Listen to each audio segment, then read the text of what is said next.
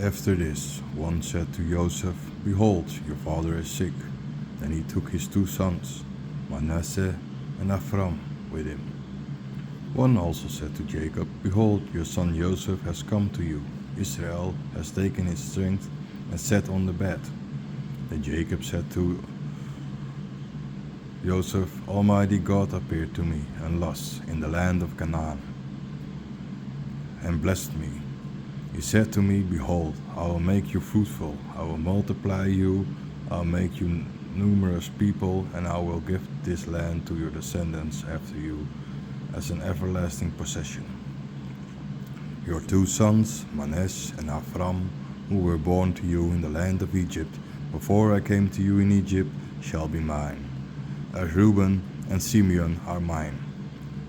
But the seed which thou hast begotten after them shall be thine. They shall be called after the names of their brethren in their inheritance.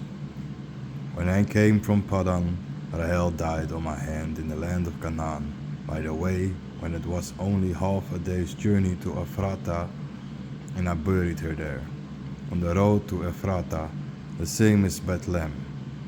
Then Israel saw the sons of Joseph and said, Whose are these? Joseph answered his father, They are my sons, whom God has given me here. Then he said, Please bring them to me, that I may bless them. For Israel's eyes were clouded with age, so that he could not see well. Then he brought them to him and kissed them, and embraced them. Israel said to Joseph, I did not think that I had seen your face, yet behold, God has also shown me your descendants. Joseph removed them from his knees and lowered himself to the ground. Then Joseph took them both, Ephraim in his right hand toward Israel's left hand, and Manasseh in his left hand toward Israel's right hand, and led to them himself. And Israel stretched out his right hand and laid it on the head of Ephraim, who was the younger, and his left hand on the hand of Manasseh, directing his hand purposefully, for Manasseh was the elder.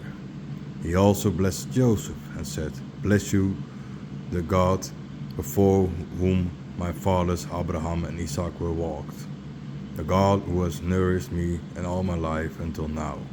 May the angel who has delivered me from all evil bless the children and cause my name and the name of my fathers Abraham and Isaac to be appointed over them, that they may grow up like fish in multitude in the midst of the earth. But when Joseph saw that his father laid his right hand on Ephraim's head, he was sorry, and he stopped his father's hand to move it from Ephraim's head to Manasseh. Then Joseph said to his father, Not so, my father, for this is the elder. Put your right hand on his head. But his father refused and said, I know it well, my son, I know it well. He also shall be a people and shall be great, but his younger brother shall be greater than he, and his seed shall be rich in nations. And he blessed them that day, and said, In thee shall Israel bless himself, and say, God make thee like Ephraim and like Manasseh. And he put Ephraim before Manasseh, and Israel said to Joseph, Behold, I die, and God will be with you, and will bring you back to the land of your fathers. Moreover, I have granted thee a portion of thy brethren, whom I snatched out of the hand of Amorian, with my sword and with my spear. Then Jacob called his sons and said, Gather yourselves together, that I might tell you what will happen to you in the last days. Gather yourselves together and listen, sons of Jacob, and listen to Israel your father. Reuben, my firstborn, you are my strength and the beginning of my power, the excellency of dignity and the excellency of strength. Thou wast light as water, thou shalt be no more excellent, because thou wentest into the bed of thy fathers. Then thou defiledst my bed, thy dignity is gone. Simeon and Leo, brothers on earth, have in their dwellings the instruments of cruelty. Let not my soul enter into their secret. Let now my glory be defiled by their assembly. For in their anger they have slain a man, and in their will they have dug a wall. Cursed be their wrath, for it has been fierce, and their anger, for it has been cruel. I will destroy them in Jacob, and scatter them in Israel. Thou, Judah, thy brethren shall praise thee. Thy hand shall be in the neck of thine enemies. The sons of thy fathers shall bow down before thee. Judah, like a lion, you shall come out of the ear, my son. You will lie down and cower like a lion and like a lioness, who will make him react. The scepter shall not come of Judah, nor the law between his feet, until Shiloh comes, and the people are gathered there to him. He shall make his donkey's foot on the vine, and his donkey's blanket on the best vine. He shall wash his robe in wine, and his cloak in the blood of grapes.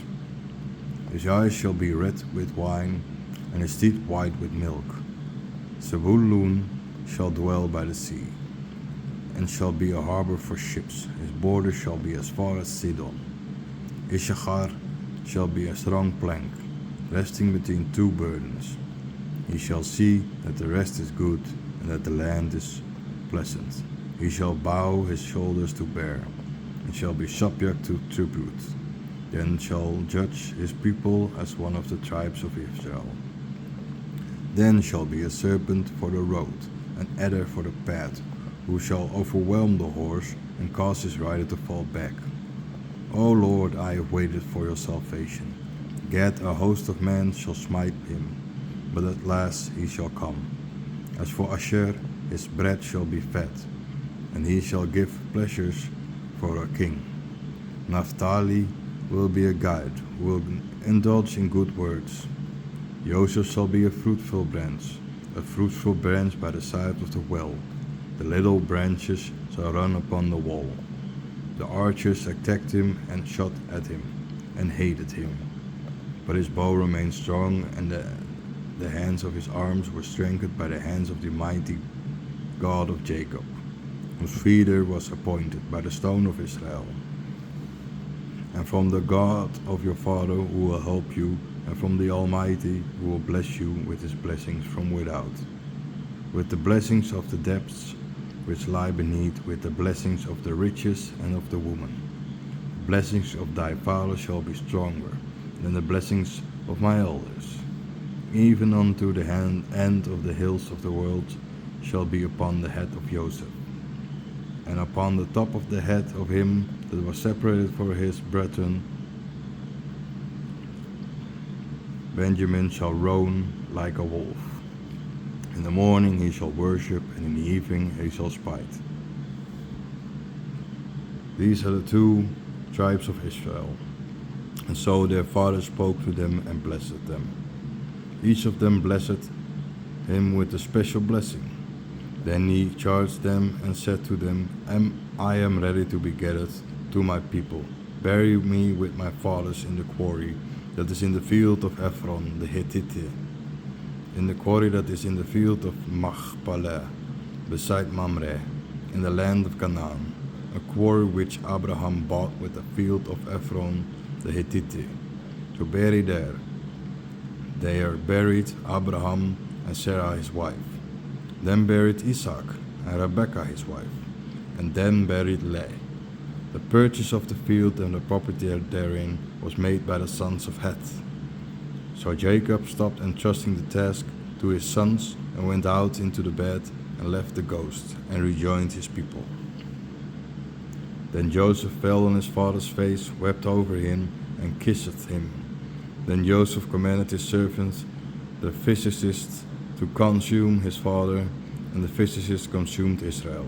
So 14 days elapsed, so long were the days of those who had been interred, and the Egyptians beat him for 70 days. When the days of his mourning were past, Joseph spoke to the house of Pharaoh, saying, If now I have found evil in your eyes, speak, I pray you, in the ears of Pharaoh, and say, My father made me swear, saying, If I die, bury me in the grave which I have made for myself in the land of Canaan. Let me therefore go, I pray you, to bury my father, and then I will return. Then Pharaoh said, Go, and bury your father, as he made you swear." So Joseph went and buried his father, and with him all Pharaoh's servants, the elders of his house, and the elders of the land of Egypt. Likewise all the house of Joseph, his brothers, and the house of his fathers. Only their sons and their sheep and their cattle remained in the land of Goshen. With him he went also the chariots and the horsemen, and the company was very numerous. And they came to Goren Atad, which is beyond Jordan. And there they made a great and sorrowful lamentation, and he wept for his father 10 days. When the Canaanites, the inhabitants of the land, saw mourning at the Goren Atad, they said, "This is a great mourning for the Egyptians." Therefore his name was called Abel Mishram, which is beyond Jordan. So his sons did as he commanded them, and his sons brought him into the land of Canaan and buried him in the hollow of the field of Machpelah, which Abraham bought with the field as a burial place from Ephron the Hittite, besides Mamre. Then Joseph returned to Egypt, he and his brothers, and all who went with him, to bury his father. When Joseph's brothers saw that their father was dead, they said, "It may be that Joseph will hate himself and pay again for all the evil we have done to him." Therefore they sent word to Joseph, "Your father, before he died, had given an order. Thus you shall say to Joseph, 'Please forgive the sins of your brothers and their sins, for they have rewarded you with righteousness.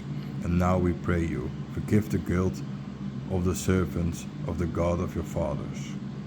Joseph wept when they spoke to him. His brothers also came to him and fell down before his face and said, "Behold, we are your servants." To them Joseph said, "Do not fear, for I am not under God. For am I not under God? When ye thought evil of me, God disposed it for good, that what had happened this day might happen, and that many other people might know it. Fear not, therefore I will feed you, you and your children." So Joseph dwelt in Egypt, he and the house of his fathers. And Joseph lived 110 years. Then Joseph saw the sons of Ephraim until the 3rd generation, also the sons of Machir, the son of Manasseh, were brought to the knees of Joseph. Then Joseph said to his brothers, "I am ready to die. God will visit you and bring you out of this land, to the land that he swore to Abraham, to Isaac, and to Jacob." And then Joseph took another of his sons of Israel and said, "God will surely visit you, and you will carry away my bones." So Joseph died at the age of 110 years, and they buried him and put him in a box in Egypt.